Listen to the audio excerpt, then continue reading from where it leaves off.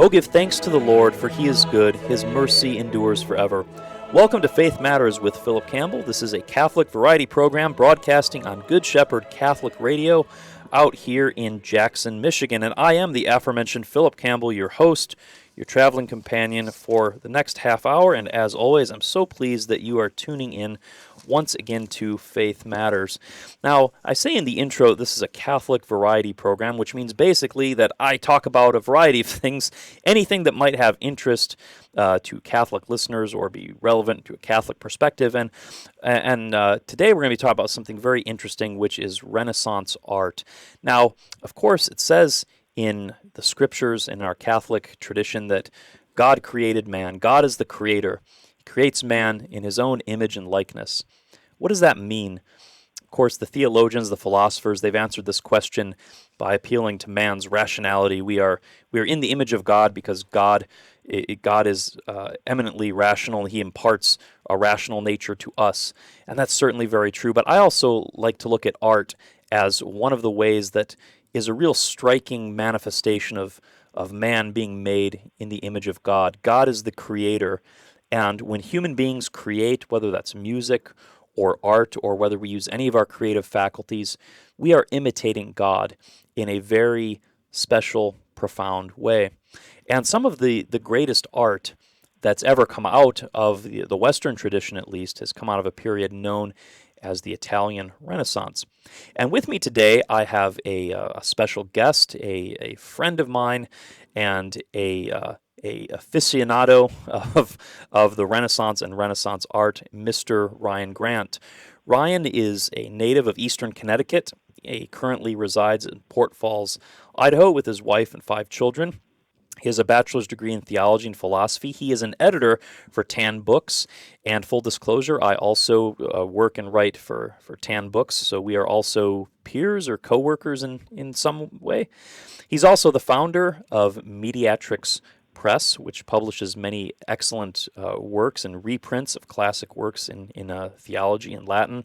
Ryan has translated the writings of St. Robert Bellarmine, as well as some of the moral theology of St. Alphonsus Liguori, and he is a historian of the Renaissance period, and that's what we're going to talk about today. So welcome to the show, Ryan. Thank you for having me. So, the Italian Renaissance, most of us just have vague notions of the Renaissance. We maybe think of these classical statues like Michelangelo's David, or paintings like the Sistine Chapel ceiling. But I guess first, let's establish the parameters. What time period are we talking about when discussing the Renaissance, Italian Renaissance? What years roughly? Roughly the 13th to the 16th century, although in the 17th century you still have the things that people are working are still described as the Renaissance. Galileo sees himself as a Renaissance, carrying out the Renaissance in science, right? So that stuff is still being talked about. But functionally, in terms of what defines the Renaissance, both in Italy and elsewhere, it's essentially, through the 13th to the 16th century, and it's really something that begins to die off after the sack of Rome in 1527, and then the nature of art then begins to change and kind of go through a soul searching, as it were. But even before we get to things like that, we should make a mention about time periods and historical periods in general. Yep. And so the notion of Renaissance, as it were, or which is from the Italian Rinascimento, which is rebirth, right? Being born again. And, obviously for them, that's classical Greece and Rome, right? So it gives us a bit of an idea that society is so radically transformed into this new, very different way. And that in the past you had ancient Greece and Rome, and certainly some of the humanists like Lorenzo Valla and Petrarch, had this idea very strongly. And now you're in this new rebirth of Greece and Rome at this great pinnacle of Western society and culture. And then there's those Medievi, the Middle Ages, things are just the Dark Ages, right? These horrible, things. And so that what the reader gets, this notion of the Roman Empire, the sun's out, it's just awesome. Everyone's just eating grapes and drinking wine and living it up. But then this horrible Dark Ages come in, and the church causes the fall of Rome, if we're going to believe Gibbon. And then it's miserable for 1,000 years until the lights go back on. It's the Renaissance, and we're drinking wine and eating grapes again in a Renaissance villa with better clothes than the Romans had. That's more or less how people conceive it, and it's just simply not true. As we consider the way that most people in Europe lived, even from the 6th century, really, but ultimately we get to the 11th century, from there until the Industrial Revolution, the way most people live changes very little, with the exception of being closer to trading towns and trading opening up in different areas of the world, the New World. But really, most people's lives stay the same until the Industrial Revolution. It's a world lit by fire. There's no electricity. Goods are just about all handmade. And so when the Renaissance begins, nobody particularly noticed that it's begun, because it's a period whereby we mark development in the arts, in writing and culture. And in that sense alone, really, where you're talking about the painting and the literature and sculpture and things of this sort, that's really where you can say there is something very different. And there's even a different animating philosophy than there was during the medieval period. But all these people, they're all still medievals, really. Right. They didn't say, "Oh, great, we're in the Renaissance now." It reminds me of this view that the the Middle Ages, just the long Dark Ages. You had this. You have your Italian Renaissance, and then eventually they start pushing it back and saying, "Okay, this really didn't start in the 14th century. It really starts in the 13th century." And then you can go back to people like Roger Bacon and Albert the Great and say, "Actually, it's pushed back in the 1200s." So you have like a Renaissance of the 13th century, and then people start talking about the Carolingian Renaissance, and it's almost like any time a person in the Middle Ages put pen to paper, it was a Renaissance, which really the fact of the matter is, as you pointed out, it was just a very gradual development. Functionally, the Middle Ages weren't dark, and when the Renaissance comes on the scene, the people there were still functionally medievals. It was just a very gradual shift in things. But anyhow, we don't want to start talking about the Middle Ages, but what sets the Renaissance apart from other time periods artistically? Because that's what we're talking about here is the art. What are the defining characteristics of Renaissance art? Three things that set it apart artistically that it makes it very distinct from the kind of artwork you saw through most of the Middle Ages, at least until the 1200s. And that would be a three-dimensional perspective and realism. Mm-hmm. And when I say realism, we don't mean it in the sense of the way that's taken in various art history textbooks. When they say realism, that means just painting what you see, setting up a scene and painting it exactly without any kind of inventiveness or anything. When we say realism, we're thinking something that looks real to the viewer, as in that the people are discernible in a way that's far more accurate than anything that's appeared in art before. And that's being used to convey ideas. And we'll talk about that a little more as we go. The next one is Lapis Lazuli, which is a very small contribution, but in the end, it has a great effect. We'll talk about that. And lastly, oil painting. So let's flesh these out. So I mentioned the three-dimensional perspective. So the techniques used in antiquity, that is the Greek and Greco-Roman world, to place a three-dimensional image on a two-dimensional space, or attaining realism in a three-dimensional space, such as through the medium of sculpture. All these techniques were lost in the West even before the fall of the empire. Mm-hmm. There's various examples you can have for that, like, for example, Diocletian's statue to commemorate the Tetrarchy. Compared to the standards of the first century, this thing's kind of hideously ugly, deformed almost. Yeah, by the time you get to the 3rd and 4th century, the Roman statuary gets exceptionally, ugly. Right. It's just the talent was largely gone, or had gone east, or what have you. And again, when you get to Constantine and he sets up the arch to commemorate his victory at the Milvian Bridge, we have to take an arch from Septimius Severus and set it up there with, Romans bearing their first century equipment, which looked nothing like his soldiers did. It's one of these amusing things. They have to set that up because he doesn't have any sculptors with the talent to even compare with his arch from, these other arches from the 1st and 2nd century. So anyway, that was lost in the West. The ability to have realistic three-dimensional, sculptures that look like, they might lift up their head and say something. Right. Right. You don't really have much of that. And medieval artwork largely follows the late Roman statuary and the Eastern iconographic tradition. Now, I don't want to say the Eastern iconographic tradition is bad. That's not what I'm trying to say at all. So Eastern Catholics in the audience are those who love icons. I'm not dissing icons. Because icons are very excellent things. But what they do, they're trying to use very, simple images to convey theological truth. And the focus of an icon that when you write an icon is to have theological truth being conveyed, or the through symbols. Scripture. Yeah. Yeah, through the symbols, through figures. So they're not meant to express the type of things that you'll see later in Renaissance art, and that's a good thing for icons. They actually serve that purpose very, very well. And so a lot of art in the East and West, they follow kind of this tradition. Even the stuff that's not iconographical, still following similar techniques you see in iconography. And images of people and animals, they don't attain to a sense of realism, right? Even in this particular art. So when you get to Giotto or Duccio, and even you could even add Cimabue, who was alleged in the history to be Giotto's teacher, we see the use of Byzantine tradition in the iconography, especially if you look at the frescoes in the Basilica of St. Francis of Assisi. You see these frescoes. And these are the famous frescoes by Giotto illustrating the life of St. Francis. Right. And so at least they're ascribed to Giotto, and it's one of those insoluble problems because the documentation was all destroyed by Napoleon's troops.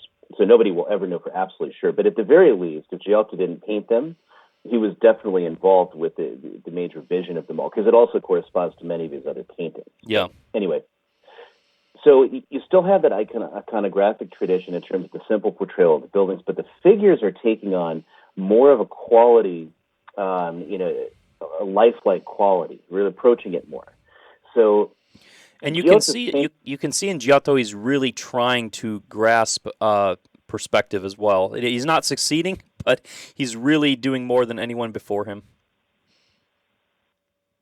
That's correct. And even though he doesn't get the perspective perfectly right, he's got, you can see it emerging in a way that's far more detailed than other things. And one of my favorite ones from Giotto is actually in the Scrovegni Chapel, which is in Padua. And so there he depicted a number of scenes from the life of Christ in the New Testament. And one of them is the Massacre of the Holy Innocents, which we see in St. Luke's Gospel. And with the Massacre of the Holy Innocents, you see the women there, and they're crying. And these actually constitute the first tears in Western art. Wow. And this hadn't been done before. Even for the Romans, people, at least nothing survives anyway. But in Western art, this is the first time under Giotto, where you have this kind of emotion, and it does set a trend, which again Duccio and others will start following, trying to capture the feeling of human emotion. So now the art is progressing further than the iconographic tradition because it's trying to bring in the human emotion to convey the idea of the sacred mystery, right, in a very different way from the way iconography works, and that kind of sets up for where we go in the future. Now, your next point you mentioned was Lapis Lazuli, and as you know, there was just this this news story very recently, just this year, about they discovered the bones of a nun who had lapis lazuli ground up in her teeth, and this was a mystery, and it became a thing where, well, this was how they ground up the lapis lazuli to prepare it for use in the pigments, and shed all this light on how art in the early Renaissance was done and how these pigments were prepared. So tell us about lapis lazuli. So lapis lazuli is a rock that comes from Afghanistan, and it was brought to Europe through Constantinople via Venice. And what it was a very rich royal blue. And also to this point, I think when it first makes its appearance is in the 1200s, before they figured out what it could do. And the very first thing to notice about the blues up to this point is they're not very rich. You have like a sky blue. A woad leaf would be used a lot of times to make blue. And so you just did not have a very deep, rich royal blue. So lapis lazuli, which literally in Italian, it just means the blue rock. When you grind it down into a pigment, now you can make a royal blue, paint, which is, but is also extremely expensive. So usually it was reserved for the clothing of the Blessed Virgin Mary. Okay. Oh, interesting. And we've been mentioning Giotto. So Giotto gets enough money and enough of the material where he actually paints the entire roof of a church with lapis lazuli color. Actually, the Scrovegni Chapel I was just mentioning, he paints the entirety of it and adds some stars there, so it almost, when the sunlight hits it right, it almost looks like you're looking up into the night sky. Wow.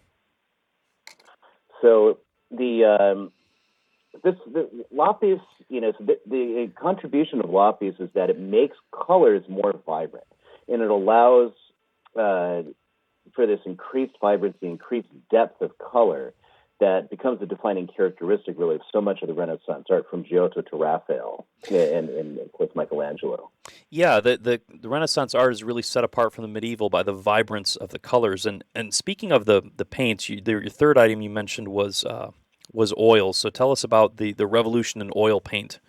So prior to the prevalence of oil paint, typically you painted one of two ways. So one was fresco. And in ancient times, all the way through the 15th century, this was kind of one of the main mediums. So now also you got to understand too about the pigments. We're talking about pigments because there were no tubes. Those don't come around until the late 19th century. So you didn't have a tube. No tube of paint. No tube of paint. You've got a mortar that you grind up whatever kind of thing, whether it's clam cells or seashells that have like these purple veins that you can tease out of them. You would have various types of insects that would get you various types of reds or what have you. You had you woad leaf for blue. Typically now we got lapis. Anything that you're going to use. Bones, if you want to get black, you need to take bones, is what they used to do, and burn them. And after you charred the bones, you start breaking those down into these very cold, and that would get you your black pigments and so many things. That's astonishing, thinking of these Renaissance painters like out there grinding bones and smushing insects in their mortar and pestle to get their pigments. Exactly. So you there's a lot more to say about artists in general too, because you have your revered idea of the artist as this great affluent person, but a lot of times they were actually fairly notorious ruffians that were in a lot of trouble legally for the one or another thing. Yes. Even before Caravaggio, you figure like Masaccio in Florence or something like that. But anyway, so you had to grind them all up into pigments. You kept them in bowls, and you had to keep them out of the elements, so you covered up with a thick cloth and everything. And then when you're going to go work on them, if you're painting in fresco, what you do is, obviously you've done the drawing work, you've done the layout, you figure out how your fresco is going to look. You've kind of worked out the scale, how big it's going to be, and then what you'll do is you lay down the plaster that is going to be the wall. And while it is drying, now you mix your whatever colors you're going to be using, the pigments, with water. And then that medium will start drying on the plaster as you paint. And then it becomes part of the background, part of the wall itself. If you made a big mistake and you want to fix it, there's only one thing you can do. You got to smash it and start all over again, right? So you don't have there's not a lot of room for error with fresco. So you had to be very talented to do this kind of work. Now, fresco would be used throughout the Renaissance period, and Michelangelo uses it in the Sistine Chapel. So anyway, so it's not like it goes away quite yet. Now, the next thing you get is tempera. And this was used again from the first century. It only dies out around the 1530s once all oils are so prevalent, and that's just what you do. Right. But tempera is where you mix the pigments with water-soluble medium like an egg yolk, something glutinous, and different other things might be used in it. In the end, the value is that the egg and the paint would allow it to harden this outer veneer so that it would more or less be impervious to the elements. And so most tempera paint, most of those works survive in excellent condition. A lot of the works of the early Italian Renaissance are done in tempera if they're not in fresco. And you also see artists using this medium like Giotto, Duccio, Piero della Francesca, and other figures like that. Oil painting is a late comer to Italy, and it was actually pioneered in the Netherlands as part of the Flemish Renaissance. And so we're going to bring that into it, so we're not strictly going to focus on Italy, but in the Flemish Renaissance, they already had oils around for a few centuries.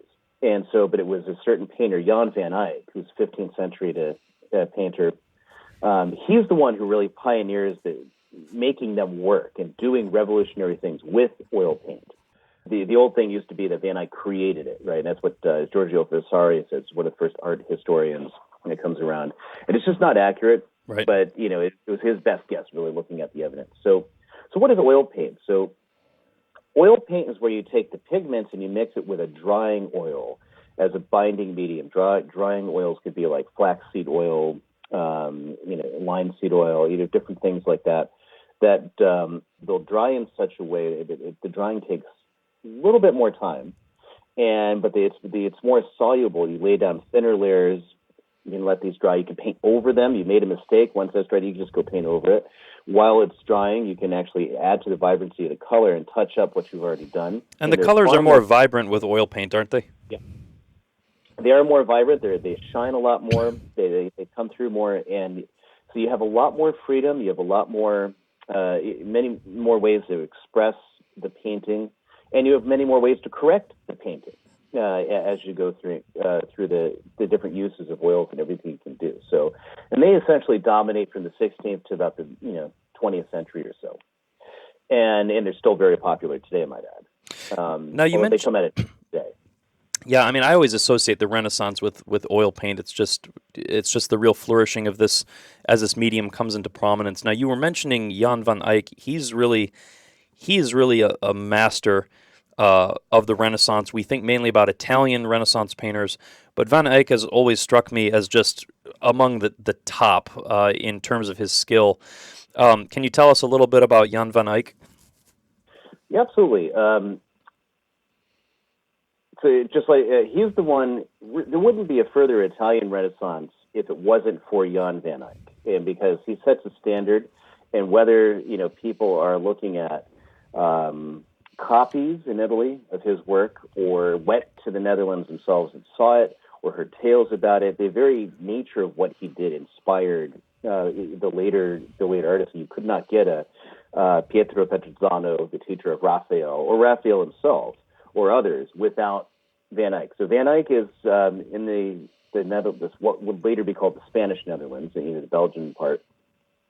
He was a Flemish painter, and his most famous piece is the Ghent altarpiece, which I'm sure most of your listeners have seen at one point or another, even if they can't think of what it is off the top of their head. And you can look that up, Ghent altarpiece, Ghent.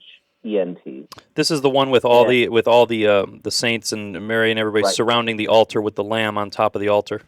We're going to have to wrap this up, but Ryan, why should Catholics in particular care about Renaissance art? I mean, what's the big deal about it? It embodies one of the great achievements of Western civilization in terms of using, the medium of just simple things, oil and wood and canvas, to paint for us this beautiful and incredible image. And in being able to produce this image, it's also, as you said in the very beginning, so well, it's what's the right term? It shows God's creative power, and that we are made in God's image and likeness, because here we are creating with these simple things what represents the real world, but also the amazing way in which so many Renaissance artists use their talents and their gifts to convey theological truth of Scripture, in the way I've mentioned with the Van Eyck altarpiece, the way Michelangelo takes the tradition of Greek and pagan art and brings it to the service of telling the story of creation from Genesis 1 to 11. And the masterful way which he tells that on the Sistine Chapel ceiling, so much that there's a reason why. It's one of the hallmarks of Western civilization. It's great. It's certainly an intellectual achievement. We should all. I mean, it's funny. You mentioned going the Sistine Chapel. I've been there. I think you've been there. And the funny thing about the Sistine Chapel is everyone wants to look at the ceiling, and when you go in, there's these signs that say "No laying on the floor," because that's what everyone wants to do, is lay down on the floor and look up. Ryan Grant, thank you so much for your insights here. It's been a pleasure. Until next time, this has been Faith Matters with Phillip Campbell. May the Lord bless you and keep you. The Lord make his face to shine upon you. Be gracious to you. The Lord lift up his countenance upon you and give you peace. God bless.